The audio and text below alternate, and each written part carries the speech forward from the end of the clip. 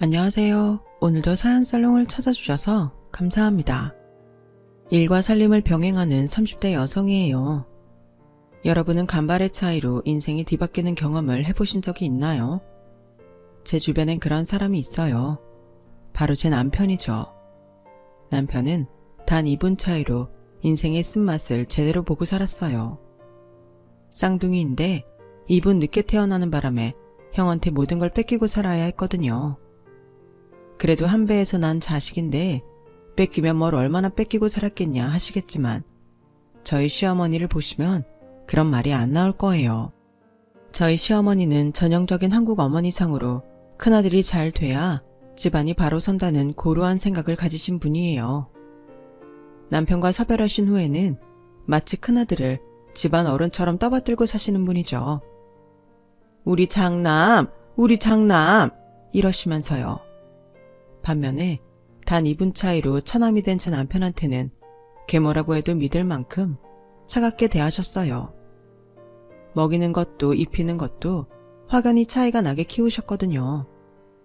어린 마음에 상처를 입은 남편은 한때 자신이 좋은 아이가 아닐까 생각했다더군요. 그러지 않고서는 이럴 수가 없다고 말이죠.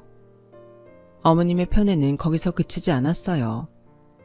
언젠가 남편이 그러는데 중학교에 들어가 처음 받은 성적표를 보고 시어머니께서 이렇게 말씀하셨다는 거예요. 니까짓게 잘났으면 얼마나 잘났다고 지 형을 이겨먹을 생각을 해. 그래봤자 우리 집안의 기둥은 네 형이야. 남편이 이런 소리를 들은 이유가 뭔지 아세요? 제 남편이 반에서 1등을 했기 때문이었어요. 저희 아주버님은 공부머리가 그닥이거든요. 학원에 과외까지 죄다 시켜도 반에서 중간 정도 하는 수준이었대요. 반면에 제 남편은 공부를 잘했어요. 시어머니가 큰아들 기죽을까봐 오히려 제 남편 공부를 방해할 정도로요. 어이없는 일이죠. 어떻게 부모가 일부러 자식 공부를 방해해요? 성적표를 받아올 때마다 남편은 성적이 높다는 이유로 구박을 받았고 고등학교 입학을 앞두고서는 더 황당한 일을 겪게 되었어요. 남편과 시아주버님은 자정을 기준으로 2분 차이가 나서 생일이 하루 차이가 나긴 했지만 그래도 같은 나이여서 같은 학교 한 학년에 다니고 있었는데 공부 잘하는 둘째 때문에 큰아들이 기죽을까봐 시어머니가 남편을 지인이 사는 먼 곳으로 위장 전입을 시킨 거예요. 어머님의 바람대로 아주버님은 동네 고등학교에 배정이 되었고 제 남편은 지인분이 사시는 고등학교에 배정되었죠. 그 바람에 남편은 고등학교 3년 내내 1시간 넘게 버스를 타고 등하교를 해야 했어요. 그럼에도 불구하고 남편은 줄곧 상위권 성적을 유지했고 원하던 명문대에 합격할 수 있었어요. 학교 교문에는 플랜카드까지 붙을 정도였지만 집에서는 그 누구에게도 축하받지 못했어요. 아주버님이 대입에 실패했거든요. 작은 아들이 명문대에 들어갔지만 큰아들 때문에 집은 초상집 분위기였던 거죠. 그러니 당연히 입학식엔 남편 혼자 가야 했어요. 네 형은 힘들게 재수를 할 판인데 뭐가 좋다고 내가 입학식을 따라가겠니? 너도 양심이 있으면 네 형을 따라 재수를 하든 이참에 공부를 때려치우고 돈벌이를 하든 해야 하는 거 아니냐? 허참 저렇게 지밖에 모르는 지원. 아무튼 입학금은 대줬으니 앞으로 네가 벌어서 다니도록 해. 기껏 노력해서 대학 붙은 남편한테 돌아온 건 어머님의 싸늘한 반응뿐이었어요. 그래도 남편은 첫 학기 등록금을 대준 것만으로도 다행이다 생각했다더군요. 남들은 못 가서 안달인 명문대 입학식에 가족들의 냉대 속에 혼자 가게 되니 사뭇 서러웠나 봐요. 다행히도 시고모님이 뒤늦게 꽃다발을 들고 찾아오셔서 입학식 기념사진은 찍을 수 있었다고 하더라고요. 어머님이 제 남편한테 이렇게 모질게 구는 데는 이유가 있었어요. 저희 남편이 태어나던 해 시할머니께서 점을 보고 오신 적이 있었는데 그때 무당이 그랬대요. 며느리가 쌍둥이를 낳는데 작은 놈이 지형 몫을 다 뺏어서 큰 놈이 되는 일이 없다고요. 저희 시어머니 못지않게 장남에 대한 사랑이 지극하셨던 시할머니는 쌍둥이 손주가 태어나자마자 대놓고 손주 차별을 하셨다는 거예요. 거기에 저희 시어머니까지 동참하셨고 제 남편을 챙긴 건 시고모님 하나뿐이었죠. 시고모님은 여자라는 이유로 어릴 때부터 오빠한테 밀려 차별을 받았던 서름이 있어서 제 남편 마음을 잘 헤아려 주셨대요.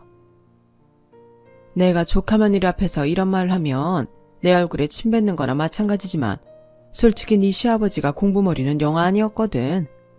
그런데도 우리 어머니가 그렇게 오빠만 위하셨어. 난 고등학교도 명문고에 시험 봐서 붙었는데 오빠는 고등학교도 떨어져서 전수학교를 다녔거든. 그런데도 나 대학 보낼 등록금은 안 대주시겠다면서 오빠는 어떻게든 대학에 보내겠다고 집안 재산을 엄청 쏟아부으셨지. 결국 오빠가 공부는 죽어도 못하겠다고 가출을 해서 허사가 됐지만 말이야. 종민이 보면 자꾸 내가 구박받고 살던 게 생각나서 마음이 짠하다. 그나마 시댁에서 제 남편을 위해주는 사람이 시고모님 뿐이라서 그런가 저도 고모님께 많이 의지하게 되더라고요. 그래서 더 시어머니한테 눈총을 받게 되었지만 말이에요. 대학에 들어간 남편은 부모 도움 없이 혼자 힘으로 학교를 다녔어요. 명문대생이라서 거외자리가 많았던 게 다행이었죠. 공부하는 학생이 거외를 여러 개 해야 하는 건 안 된 일이지만 우리 부부가 거외를 통해 만나게 됐으니 거외 덕을 보긴 했네요. 당시 저는 고등학교 2학년이었고 남편은 신입생이었어요. 남자 거외 선생님이라서 은근히 외모에 신경을 쓰면서 수업을 받곤 했죠. 남편은 대단히 잘생긴 외모는 아니었지만 깔끔하고 바른 이미지였어요. 옷도 잘 안 사입는지 입는 옷도 매번 똑같았지만 늘 비누 냄새가 풍겨서 같이 한 공간에 앉아있으면 가슴이 설레곤 했어요. 말수 적고 목소리도 크지 않았지만 남편이 하는 말 한마디 한마디가 가슴에 쏙쏙 박히는 기분이었어요. 제가 남편을 많이 좋아했거든요. 덕분에 성적도 쑥쑥 올랐고요. 하지만 1학년을 마치고 남편이 군입대를 하는 바람에 눈물의 이별을 해야 했죠. 선생님, 군대 가면 저한테 꼭 편지 보내주세요. 제가 답장할게요. 알았죠? 꼭이에요. 그땐 남편의 가정사를 몰랐던 터라 설마 가족도 아닌 나한테까지 편지를 써주겠냐 싶었어요. 그런데 기대도 안 했던 편지가 왔더라고요. 정자체로 가지런하게 적힌 남편의 편지를 한 줄 한 줄 읽어내려가면서 마치 군대 보낸 남자친구한테 편지를 받은 여자처럼 좋아서 어쩔 줄 모르겠더라고요. 그날부터 남편과 저의 서신교환은 시작됐고 제가 대학에 입학한 후로는 주말에 면회도 가곤 했어요. 고3 때 꾹 참았던 한을 풀기라도 하듯 매주 남편 면회를 다니자 친구들은 열려났다며 놀려대곤 했죠. 서신 교환에 군부대 면회까지 누가 봐도 저는 남편의 여자친구였어요. 그런데도 남편은 꿈쩍도 안 하더라고요. 마치 저 혼자 안달난 사람 같았죠. 그래서 일부러 편지도 안 보내고 면회도 뚝 끊었어요. 한 달 정도 그렇게 지났을까요? 남편이 집으로 찾아왔더라고요. 여긴 어떻게 왔어요? 설마 타령한 건 아니죠? 네 걱정이 돼서 바로 여기로 오긴 했지만 내가 그 정도로 정신 나간 사람은 아니야. 말년 휴가 받았어. 저기 수연아, 나 얼마 안 있으면 제대해. 알아요. 누가 그걸 모른대요? 그래서 말인데 나 제대하면 정식으로 나랑 사귈래? 면회 오면 얘기하려고 했는데 네가 안 와서 내가 직접 온 거야. 남편의 그 말에 세상이 멈춰진 것 같았어요. 제 머릿속에는 나랑 사귈래? 이 한 문장만 반복해서 울려댔거든요. 그렇게 저는 남편과 사귀기로 했고 남편이 제대한 뒤로는 하루가 멀다 하고 붙어 다녔어요. 물론 학교가 달라서 만날 수 있는 시간은 그리 길지 않았지만 그래도 어떻게든 매일 얼굴을 보려고 노력했죠. 그러다 머리를 써서 엄마를 졸라 남편을 제 남동생 거외 선생으로 데려왔고 거외 전후로 남편과 짧은 데이트를 했어요. 제가 남편 덕분에 성적도 많이 올라 대학 진학에 성공한 데다 남편이 명문대생이라서 그런가 저희 부모님도 저희 교제를 반대하지 않으셨어요. 오히려 저희 엄마는 적극 밀어주셨죠. 학교 근처에서 자취를 하는 남편을 위해 매번 밑반찬도 챙겨주시고 틈틈이 옷도 사주시고 주변에 가해자리도 주선해 주셨어요. 정작 자기 엄마한테는 못 받아본 보살핌을 저희 엄마한테 받게 된 거죠. 제 오랜 짝사랑을 보상해보기라도 하듯 남편은 저한테 정말 잘했어요. 취업 준비를 하면서도 남편 도움을 많이 받을 수 있었어요. 혼자 준비를 했다면 포기했을 법한 것들도 남편과 함께 하려니 힘이 나고 자신감이 붙더라고요. 우리는 같은 해 졸업을 하고 나란히 취업에 성공했어요. 물론 남편은 대기업에 들어갔고 저는 그보다는 못한 회사에 들어갔지만 제 동기들에 비하면 저도 꽤 좋은 회사에 들어간 편이었어요. 그게 다 남편 도움 덕분이었죠. 토익 점수만 해도 남편 도움이 아니었다면 제가 그런 점수를 받을 수 없었을 테니까요. 남편이 직장 생활을 하는 동안에도 시어머니는 한 번도 남편 집에 들리신 적이 없었어요. 그러면서 툭 하면 돈 보내라는 연락은 하셨죠. 그렇게 보내드린 돈은 고스란히 아주버님 손에 들어갔어요. 전수학교를 졸업하고 당시 한창 유행하던 품목의 음식점을 차렸던 아주버님은 1년도 안 돼 쫄딱 말아먹고는 이후로도 카페며 술집 등 줄기차게 창업을 했지만 사전조사도 미흡하고 직원 관리도 제대로 안 해서 여는 족족 말아먹기 일쑤였어요. 그렇게 가게를 하나씩 말아먹는 동안 시아버님이 남겨주신 재산을 벽장 속 곶감 빼먹듯 하나 둘 빼먹었고 결국 어머님이 살고 계시는 본가만 남게 되었죠. 본가에선 아주버님 네가 어머님과 함께 살고 있었는데 어머님을 모시려고 그런 건 아니고 자기들이 분가에 살 돈이 없어서 얹혀 사는 실정이었어요. 저희는 둘이 모아둔 돈이 있어서 신혼집을 얻어 분가를 하게 된 거죠. 그런데도 형님은 말끝마다 그러세요. 동서는 무슨 복이 있어서 시집살이도 않고 분가를 했대? 난 신혼 첫날부터 고생만 죽어라 하고 사는데 세상 참 불공평해. 그럴 때마다 하고 싶은 말은 한가득이지만 형님이랑 싸워봤자 욕은 저만 먹을 게 뻔해서 늘 참고 있었어요. 거기다 형님이 좀 안 됐기도 하고요. 저희 시어머니의 큰아들 사랑이 엄청난 만큼 며느리는 고충이 이만저만이 아닐 테니까요. 사실 요즘엔 저희 시어머니 같은 사람 별로 없잖아요. 제 친구들 어머니들만 봐도 얼마나 세련되셨는데요. 생각도 그렇고 외모도 그렇고요. 그래서 처음 시집을 왔을 때 저희 시어머니를 보고 기함을 토할 뻔했어요. 맏며느리가 있는데도 불구하고 큰아들이 퇴근해 돌아오자 대하에 물을 받아와선 소파에 앉아있는 큰아들 발을 닦아주시지 뭐예요. 우리 장남 오늘도 수고했다. 식구들 먹여 살리느라 얼마나 고생이 많니? 그 광경을 목격하고 나니 제 남편이 둘째라서 분가를 할 수 있어서 얼마나 다행이었는지 몰라요. 그리고 한편으로는 같은 며느리로서 형님한테 미안하기도 하고 불쌍하기도 하더라고요. 그래서 나름 형님한테 잘해드리려고 노력했는데 맙소사 그 밥에 그 나물이지 뭐예요. 제가 형님한테 슬쩍 그랬거든요. 형님, 어머님이 너무 오버하신 거 아니에요? 조선시대도 아니고 아들 발까지 닦아주시다니. 게다가 부인도 있는데 굳이 어머님이 저러시는 거 이상하잖아요. 그랬더니 형님이 대뜸 그러시는 거예요. 동서, 지금 뭐 하는 거야? 내 남편이 대접받는 게 그렇게 배 아파? 말이 났으니 말인데 우리 그이는 이 집안 기둥이잖아. 그런 사람이 저 정도 수발좀 받는 게 뭐가 이상해? 가만 보면 동서 은근히 내 남편 무시하는 것 같다? 자기는 대기업 다니는 남편이랑 사니까 내 남편이 우스워 보여? 형님, 제 말뜻은 그런 게 아니잖아요. 아무튼 제 말에 기분 나쁘셨다면 사과드릴게요. 마치 벽에 대고 소리치는 기분이 들어서 얼른 사과를 하고 끝냈지만 아무리 생각해도 저희 시어머니도 그렇고 형님도 그렇고 온전한 사고방식을 가진 사람들은 아닌 것 같았어요. 그러던 어느 날이었어요. 저희 부부가 결혼한 지 반년쯤 지난 때였는데 평소 전화 한 통 없던 어머님이 전화를 하셨더라고요. 통화 내용은 다름 아닌 집 문제였어요. 저희보다 3년 먼저 결혼한 아주버님은 어머님을 모시고 본가에 살고 있었는데 손에 쥔 건 집불도 없으면서 욕심은 또 어찌나 많은지 본가도 자기 앞으로 명의 이전 해달라고 툭하면 졸라대나 봐요. 평소 같으면 제 남편 의사와는 상관없이 큰아들 뜻대로 해주셨을 어머님이지만 어머님도 자기 자식이니 잘 아셨던 거죠. 집마저 넘겨주면 얼마 안 돼 다 날려먹을 거라는 걸요.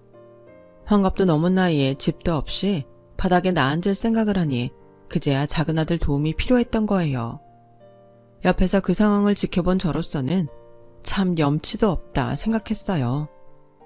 평소엔 관심도 없고 연락도 없던 둘째 아들한테 자기 필요할 때 되니까 바로 전화해서 힘든 역할만 맡기니까요.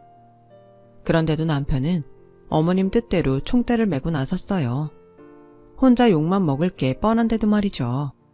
그 주 주말 남편과 함께 본가에 갔는데 아니나 다를까 집 얘기를 꺼내자마자 아주버님은 길길이 날뛰며 난리를 쳤어요.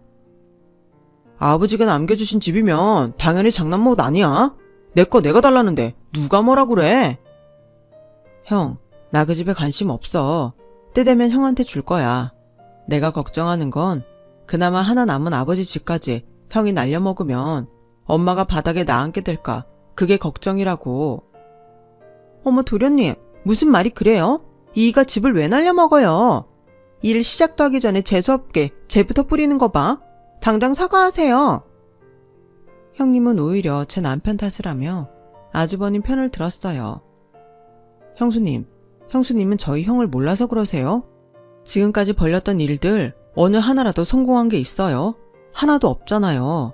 하나를 보면 열을 한다고 형은 애초에 사업할 그릇이 못 되는 사람이에요. 동네 장사 쉬운 거 같죠? 시작은 쉬워 보여도 가게를 유지하는 건 정말 힘든 거라고요. 남들보다 덜 자고 더 부지런하게 움직여도 될까 말까인데 형처럼 노력도 않고 내가 사장님네 거들먹거리기만 하는데 어떻게 가게가 유지되냐고요. 이 자식이 너 지금 말 다 했어? 그래, 너 잘났다. 네가 대기업 좀 다닌다고 내 앞에서 잘난 척하고 싶은 모양인데 나도 대학만 갔으면 너 못지않게 잘 될 수 있었어. 네가 내 운을 다 가져가서 내가 이 모양이 된 거라고. 살다 별 그지 같은 소리를 다 듣는다 했어요. 아니, 지가 공부를 못해서 고등학교도 떨어져 놓고는 누구 탓을 해요? 운이요? 아니, 제 남편이 운이 좋아서 명문대 가고 대기업에 들어갔나요? 누구보다 열심히 노력한 덕이지. 그런데도 모든 걸 운 탓을 하는 걸 보니 사람이 덜 돼도 한참 덜 됐다 싶더라고요. 그런 상황에서도 남편은 어머님을 위해 끝까지 굽히지 않았어요. 형, 나 이 집에 관심 없다는 말 사실이야. 하지만 이 집 때문에 엄마까지 힘들게 된다면 나도 그 꼴은 못 봐. 이 집 형 앞으로 해주면 멀쩡히 남아있을 것 같아? 1년도 안 돼서 사업한답시고 다 날려먹을 게 뻔한데 어떻게 형 앞으로 해주냐고. 엄마 노후를 생각해서라도 집은 건들지 마. 집까지 손대면 그때 나도 가만 안 있어. 그래? 네 생각이 전 그렇다면 할 수 없지. 좋아, 집 명의 안 바꿀게. 대신 그럼 이 자리에서 너도 각서 한 장 써라. 엄마가 죽더라도 넌 이 집에 절대 관여 않겠다고. 유산 소송이니 뭐니 절대 않는다는 각서 한 장 써주면 나도 더는 고집 안 부릴게. 어때? 쓸 거야? 결국 남편은 아주버님이 원하는 대로 각서를 써주었어요. 차후 어머님 사후에 집에 대한 일부 소유권을 포기한다는 내용이었죠. 그런데 이게 다 짜고 치는 고스톱인 걸 그때는 몰랐네요. 마지막 남은 재산까지 온전히 큰아들한테 넘겨주려고 어머님과 아주버님 내외가 수작을 부린 거라는 사실을요. 그 일이 있고 얼마 뒤 아주버님 생신이라고 어머님이 본가로 오라고 하셔서 갔어요. 그런데 세상에 이건 완전 동네 잔치 수준인 거예요. 떡은 물론 업체를 불러 마당에 통돼지 바비큐까지 구워가며 온 동네 사람들한테 퍼주고 있더라고요. 누가 보면 유명 스타의 금이환영 기념 파티인 줄 착각할 정도의 규모였죠. 그런데 옆집 아주머니한테 들어보니 아주버님 생일마다 매년 이렇게 해왔다더라고요. 아우 유별나. 암튼 자기 시어머니 큰아들 사랑 말이야. 하는 일도 없이 맨 빈둥거리면서 부모 등골만 빨아먹는 놈인데 뭐가 이쁘다고 저러는지 원. 착한 둘째가 가슴앓이 많이 했지. 공부도 형보다 잘하지. 인물도 좋지. 게다가 인성도 얼마나 좋은지 동네 사람들이 다들 둘째는 예뻐했다니까. 그런데도 지 엄마만 착한 둘째 아들을 못 잡아먹어서 난리였지 뭐야. 그 말을 듣는데 어찌나 속이 상하던지 속에서 우라가 치밀더라고요. 그런데 더 기가 막힌 일은 다음 날, 그러니까 제 남편 생일날에 일어났어요. 큰아들 생일만 거하게 차려준 게 미안했던지 시어머니가 전화를 하셔선 제 남편 생일 케이크를 사놨으니 오라고 하시더라고요. 평생 제 남편 생일엔 미역국도 안 끓여주시던 분이 케이크를 사놨다는 말에 퇴근길에 남편과 함께 본가로 갔어요. 사실 우리 부부끼리 생일 파티를 하려고 레스토랑에 예약을 해놨었지만 난생 처음 어머님이 제 남편 생일을 챙겨주신다는데 안 갈 수가 있나요? 그래서 예약도 취소하고 본가로 달려갔어요. 어제처럼 동네 장치는 아니어도 생일 케이크를 준비했다는 게 어디냐 싶더라고요. 앞으로 점점 나아지겠지 하는 바람도 있었고요. 그런데 세상에 막상 가서 보니 제가 착각을 해도 단단히 했던 거더라고요. 어머님이 준비한 케이크는 남편을 위해 준비한 케이크가 아니었어요. 곳곳에 초를 꽂았던 자국이 선명한 케이크를 냉장고에서 꺼내 툭 던지시고는 둘째 생일 케이크로 써라? 그러시는 거예요. 딱 봐도 어제 아주버님 생일에 쓰고 남은 케이크였어요. 동네 장치에 가깝게 파티를 연 탓에 케이크가 여러 개 들어왔는데 그중 남은 하나를 내주신 거였죠. 뭐해 안 가져가고? 어머님 정말 너무하시는 거 아니에요? 이거 어제 쓰고 남은 케이크잖아요. 게다가 이미 초까지 꼽았던 걸 그이 생일 케이크로 쓰라고요? 어머님 눈에는 이이가 동냥하러 온 거지 새끼로 보이세요? 남는 잔반이나 처리하는 이 집 종놈으로 보이시냐고요? 차라리 항상 그랬던 것처럼 모른 척 지나가시지 그러셨어요. 그랬으면 이렇게 어머님을 미워하지는 않았을 거라고요. 저요, 이거 안 가져가요. 이 케이크는 어머님이나 드세요. 배 터지게 실컷 드시고 천년만년 벽에 똥칠할 때까지 큰아들 곁에 사시라고요. 대신 저요, 앞으로 내 남편 이 집에 안 보내요. 매정한 어머님 대신 내 남편한테 세상에 하나밖에 없는 사위라고 애지중지하는 우리 엄마 사랑만 받게 할 거라고요. 제 말이 무슨 말인지 아시겠어요? 어머님은 귀한 아들 하나 잃으셨다는 소리예요. 나중에 후회하셔도 소용없다고요. 그 길로 저는 남편을 데리고 본가를 나왔어요. 그리고 명절 때도 시어머니 생신 때도 본가에 가지 않았어요. 그렇게 몇 년이 흐른 뒤 형님이 전화를 했더라고요. 솔직히 받기 싫었지만 오랜만에 걸려온 전화라 예의상 받았는데 시어머니가 돌아가셨다고 하더라고요. 평소 지병도 없으셨는데 외출했다가 돌아와 보니 화장실에 쓰러져 계셨다는 거예요. 아무리 연은 끊고 산다고 했지만 그래도 시어머니 장례까지 모른 척할 수 없어서 남편과 함께 장례식장으로 달려갔어요. 그랬더니 아주버님이 대뜸 그러시더라고요. 엄마 돌아가셨으니까 너 약속 지켜. 장례 끝나는 대로 바로 법원에 가서 유산 상속 포기 신고서 접수해. 알았어? 부모님의 죽음보다 유산 상속받는 게 더 급했던 아주버님은 부모 잃은 비통함에 정신이 없는 남편을 붙잡고 다그쳤어요. 장례식 내내 어머님 영정 앞을 지킨 남편은 낙골당해 어머님을 안치하고 돌아오자마자 바로 법원에 상속 포기 서류를 접수했어요. 솔직히 저는 아주버님 행동에 약이 올라서라도 상속 포기를 길게 끌면서 속 썩여주고 싶었는데 남편은 더 이상 그 사람들이랑 연관되고 싶지 않다며 딱 잘라 말하더군요. 얼마나 치가 떨렸으면 그럴까 싶어 저도 더는 말을 안 했어요. 그런데 이날 남편 행동이 신의 한 수였지 뭐예요. 어머님 장례를 치르고 반년도 안 돼서 아주버님 내외가 저희 집에 찾아왔더라고요. 자기들 좀 받아달라고요. 동서, 우리 좀 숨겨줘. 사채업자들한테 쫓기느라 더는 숨을 데가 없어. 도대체 이게 뭔 소린가 싶었는데 얘기를 들어보니 기가 차더라고요. 어머님이 돌아가시자마자 유산 상속 포기를 했던 남편과 달리 아주버님은 어머님 명의로 된 집을 자기 명의로 돌렸다나 봐요. 상속세는 집 팔면 갚으려고 일단 돈을 빌려다 썼는데 이게 문제였던 거죠. 평소 신용이 없던 터라 지인들이며 금융권에서 돈을 빌릴 수 없었던 아주버님은 사채를 빌려다 세금을 냈고 금방 나갈 줄 알았던 집은 보러 오는 사람도 없을 정도로 나갈 기미가 보이지 않았던 거예요.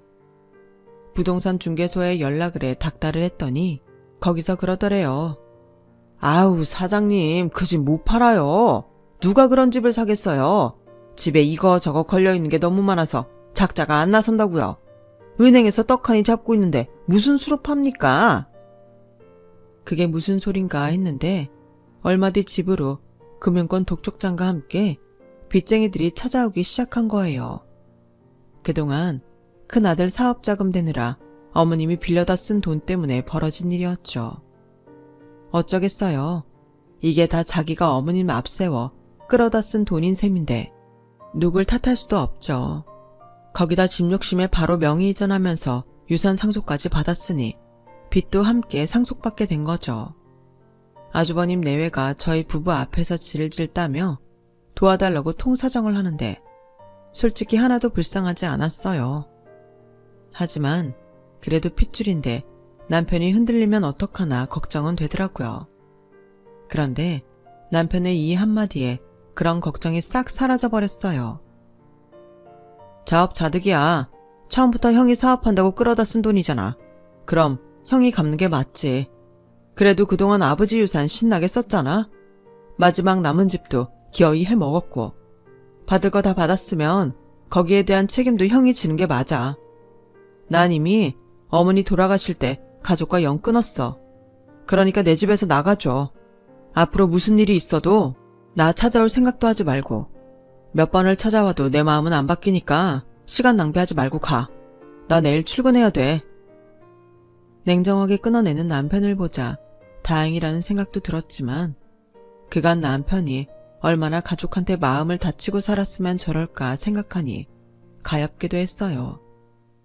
아주버님 내외는 끈질기게 제 남편을 잡고 늘어졌지만 제가 경찰에 신고하겠다는 말을 하자 할 수 없이 돌아서더군요. 그 후로 아주버님 내외한테는 연락이 없었어요. 다만 고모님을 통해 내외가 사채빚에 시달리며 살고 있다는 소식만 간간히 듣고 있어요. 불과 2분 차이로 태어나던 순간부터 꽃길만 걷고 살았던 아주버님과 그 2분 차이 때문에 고통 속에서 살았던 남편의 결말은 반전 그 자체였어요. 더불어 용하다는 무당의 예언도 다 가짜로 판명이 났고요.